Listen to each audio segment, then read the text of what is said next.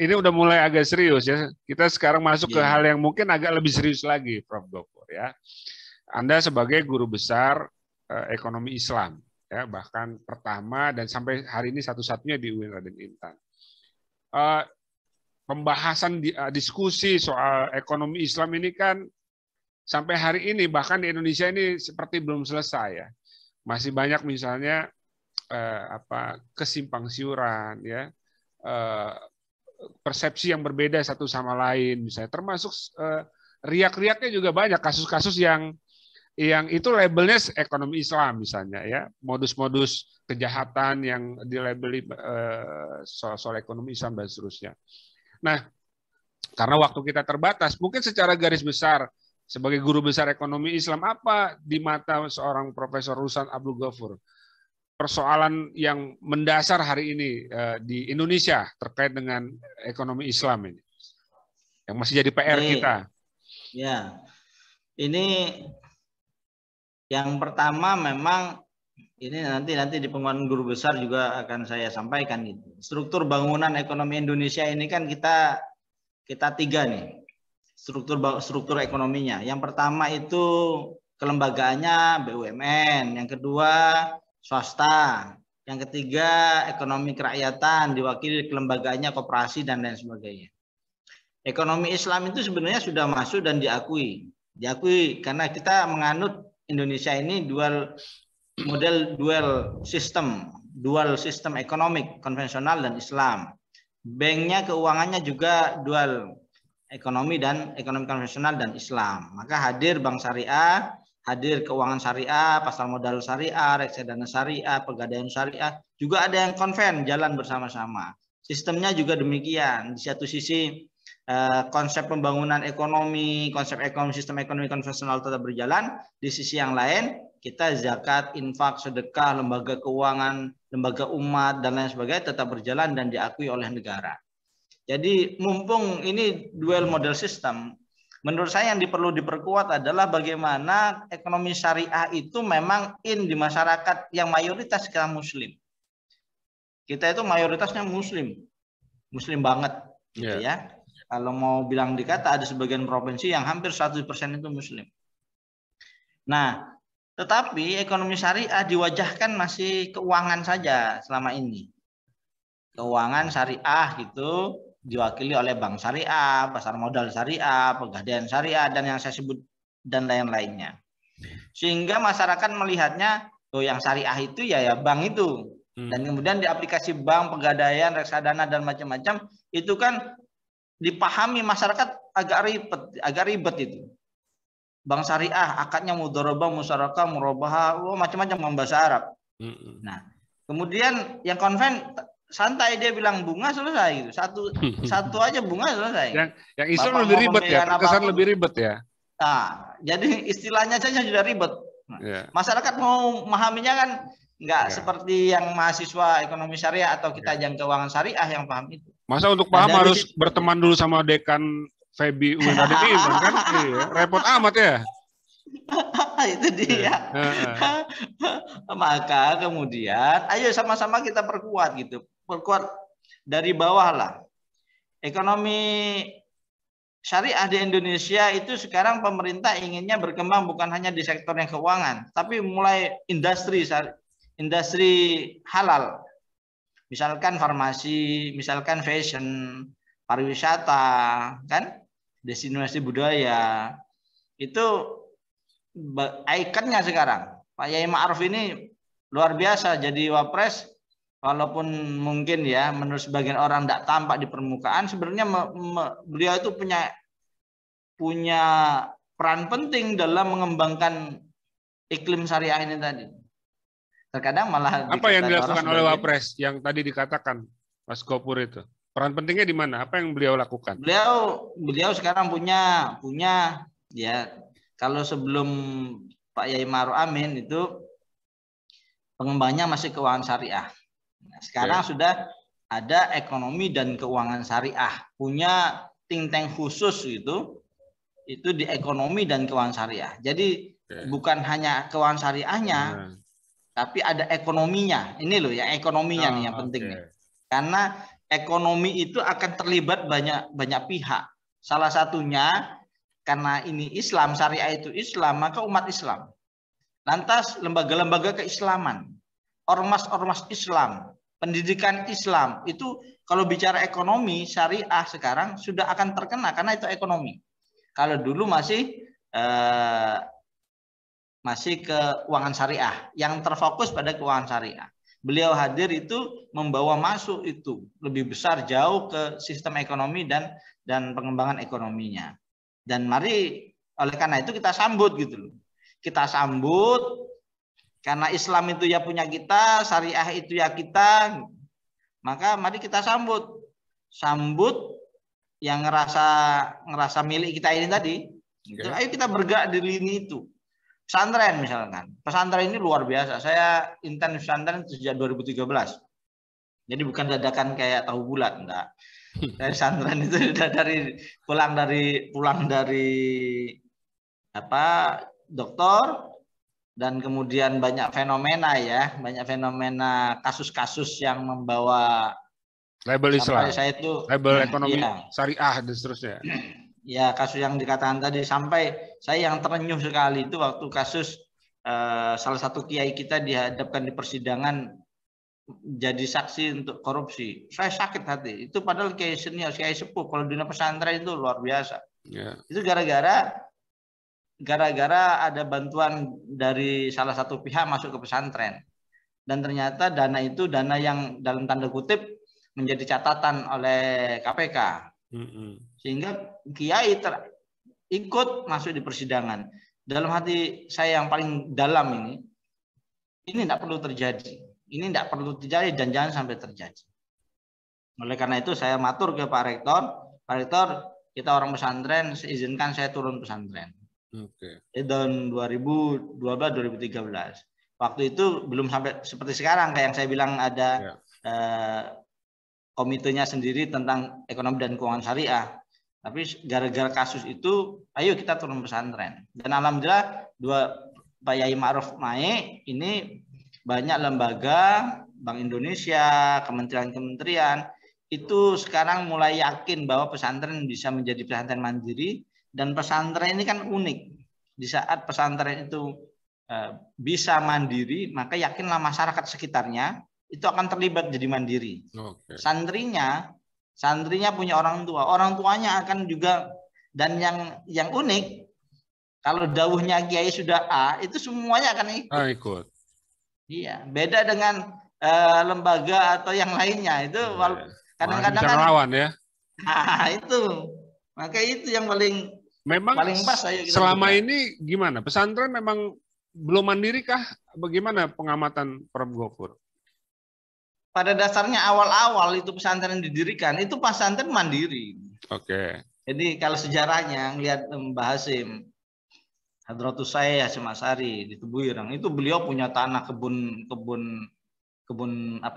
gula itu, kebun tebu, banyak sekali, sawah banyak. Kiai-kiai zaman dulu itu punya hektaran, menghidupi santrinya dan menghidupi pesantrennya.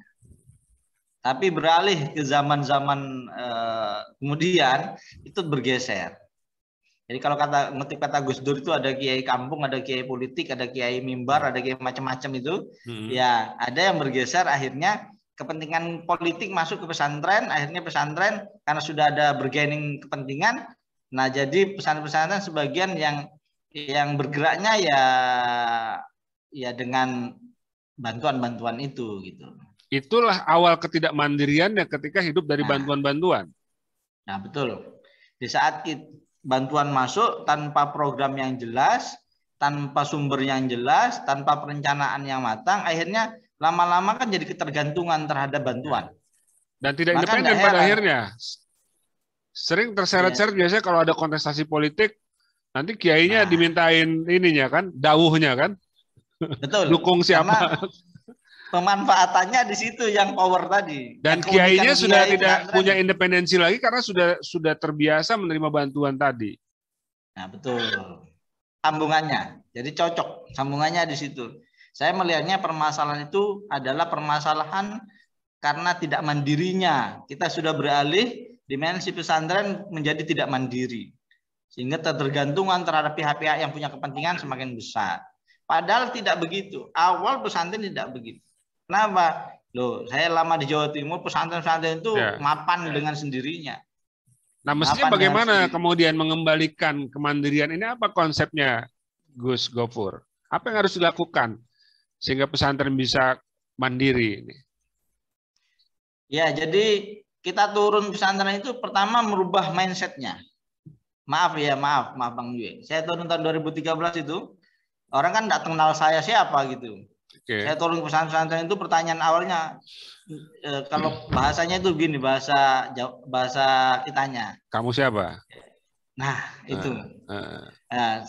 Bawa apa? Nah, ini yang jadi masalah.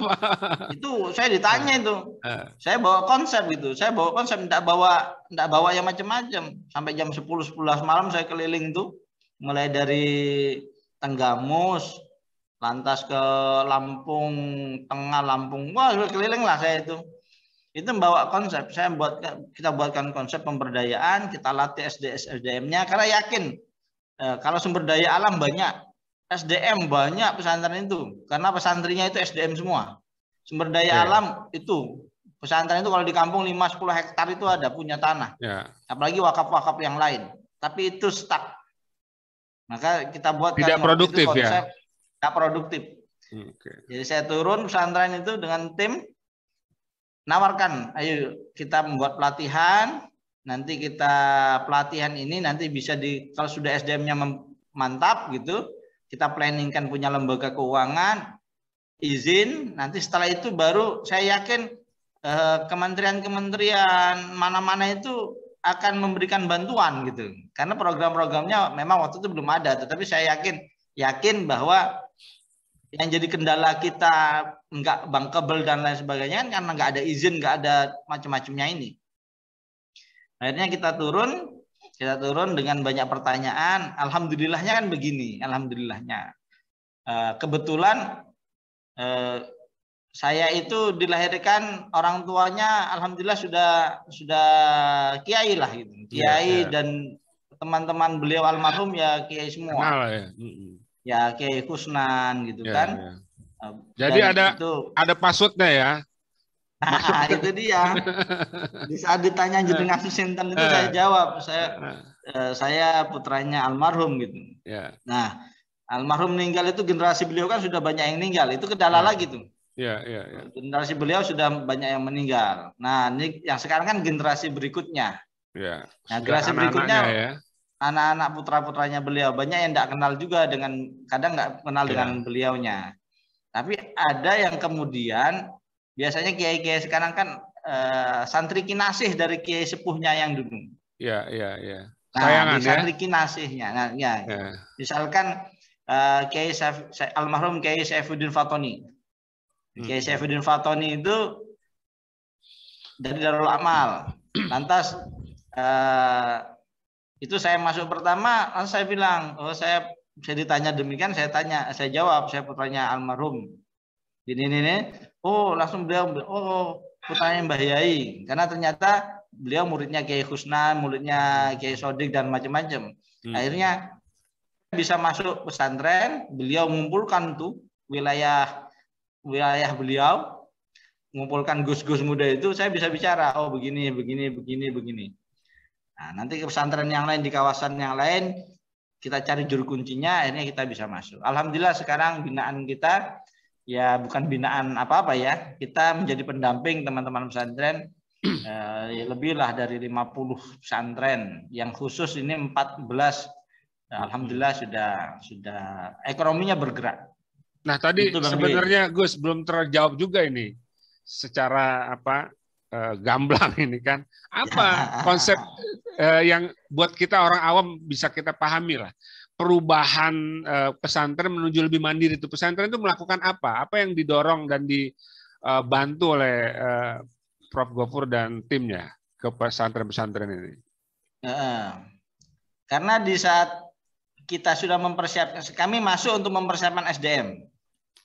SDM-nya kita latih keuangan, akuntansi, manajemen. Iya.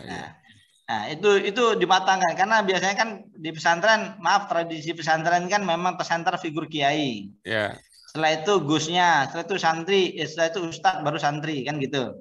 Nah, setelah kita masuk kiai mengizinkan, maka santri-santri senior itu ada sebagian gus juga ikut, kita latih keuangan. Kita latih manajemen keuangan. Kita latih akuntansi. Kita latih bagaimana bisa membuat program. Nah, lebih kalau maaf, kalau ada image bahwa santri itu tradisional, sekarang tidak berlaku karena sudah masuk itu semua. Dengan begitu cara pandang, cara pikir berubah. Itu lebih tersistematis, terplanning dan berubah. Dan kaitannya dengan kemandirian tadi apa? Mereka melakukan apa? Pada akhirnya setelah kapasitasnya di-upgrade oleh Mas Gofur dan kawan-kawan ya, apa yang kemudian mereka lakukan sehingga terjadi perubahan ke arah kemandirian tadi di pesantren? Mereka akhirnya punya program. Nah, yang tadi yang tidur-tidur tadi, lahan tidur. Dulu saya masuk pesantren, jualannya pop ice, jualannya renteng-renteng itu air raffia itu. Ada baskom, ada sekarang jadi koperasi. Udah lebih keren. Nah, keren. Koperasi sekarang. Dan secara ekonomi perputaran uangnya lebih besar berarti. Lebih besar. Jadi kalau yang dulu tradisional sekali, jadi uang itu hanya dari santri masuk ke pedagang-pedagang yang kemudian mungkin bukan orang pesantren ya, tetapi masyarakat sekitar. Sekarang sudah bisa terkoordinir di dalam pesantrennya. Semakin banyak uang yang mutar di dalam pesantren, maka keuntungan akan masuk di pesantren, kan begitu. Nah, itu dari sisi keuangannya ada BMT. Di sisi koperasinya ada koperasi simpan pinjam ada, koperasi jual beli ada, macam-macam koperasi ada. Itu karena SDM-nya sudah tahu, harus begini. Ada planningnya ke depan begini. Nah, tahun 2017 BI punya program, Dewan Direktorat Ekonomi dan Keuangan Syariah Bank Indonesia punya program pengembangan ekonomi. Nah, awalnya karena pesantren-pesantren yang kirim proposal tadi kan larinya ke BI itu. Ya. Kalau Kopemda kan lama nunggunya, kalau BI kan uangnya nggak ada seri-serinya katanya. Iya. Jadi BI Lampung aja berapa puluh apa ratus proposal dari pesantren minta bantuan. Nah, BI Pusat punya program gimana pemberdayaannya biar kami nggak pusing ngadepin yang demikian gitu. Ketemulah dan saya datang ke Febi. Ayo kalau Lampung ya tahun 2017. Oh saya punya ini. Nah ini penting nih. Kalau BI kan bisa bantuan real. Misalkan sekarang ada kemarin Cinta Mulia. Sektornya konveksi. BI bisa membelikan mesin cetak. Jadi usahanya lebih berkembang. Produktif ya, untuk hal yang produktif. Ya. Mungkin selama ini kan pesantren meminta bantuan untuk misalnya rehab gedung atau penambahan gedung pendidikan ya, pembangunan asrama dan sebagainya. Itu kan tidak produktif sebenarnya. Nah, mungkin yang di-upgrade ini oleh Prof. Gofur hal-hal yang lebih produktif. Bagaimana mereka secara ekonomi bisa bergerak ya.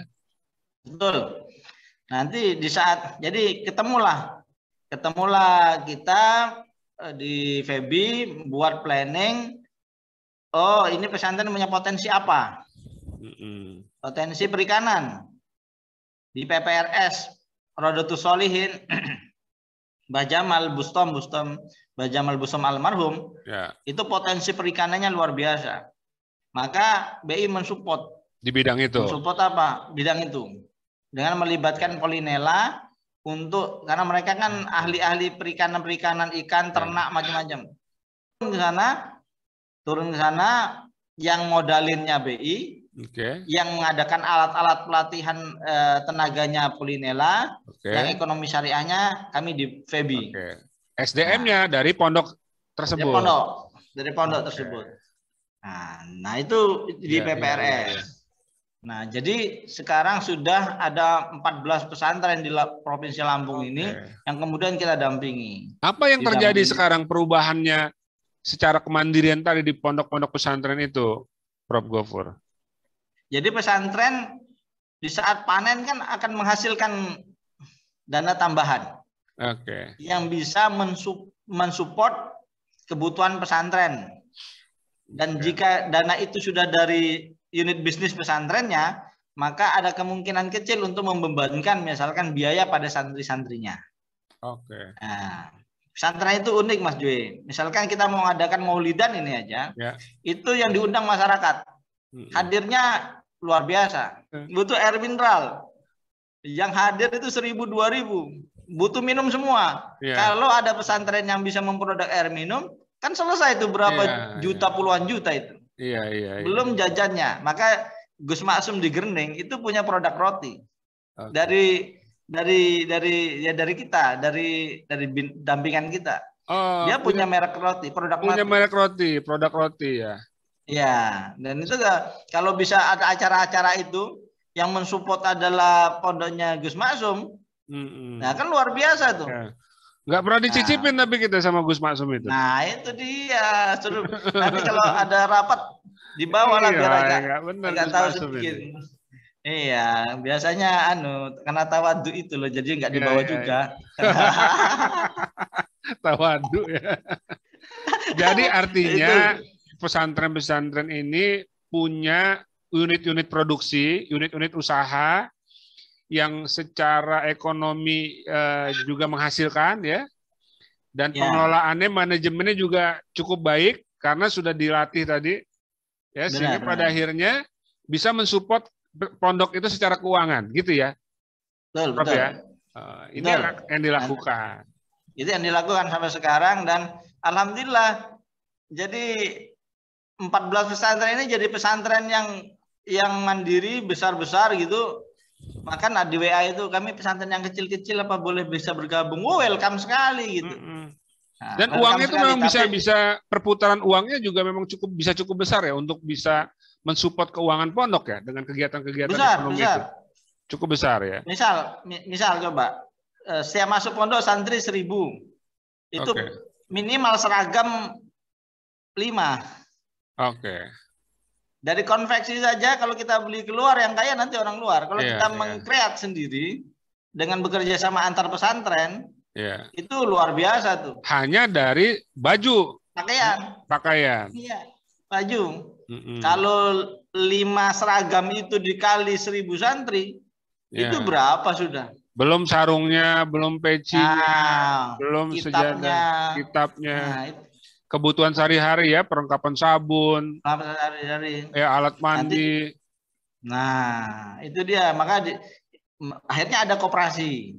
Yang kebutuhan sehari-hari ada koperasi. Yang baju ada konveksi. Yang minum ada produk air mineral. Sekarang saya lagi turun di Lampung Barat ini. Di Lampung Barat air hitam, produk mineral. Nanti kita support ada produk kopi. Ada produk yang memang daerah tertentu yang bisa punya potensi, kan tidak sama nih setiap daerah. Antara satu produk dengan produk yang lain. Nah, di Cinta Mulia misalnya produknya ada perikanan.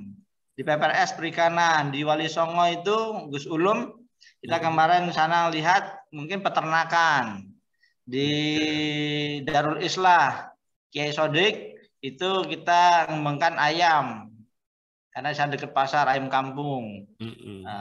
Jadi banyak yang tidak sama, yang kalau kebutuhan internal dasar koperasi alhamdulillah sudah punya. Jadi semuanya. Ke depan semakin mandiri pondok, mereka akan semakin independen, semakin gagah, sehingga tidak lagi misalnya menjadi alat untuk kepentingan politik praktis ya. Dan marwah para pondok dan kiai juga menjadi terangkat kan?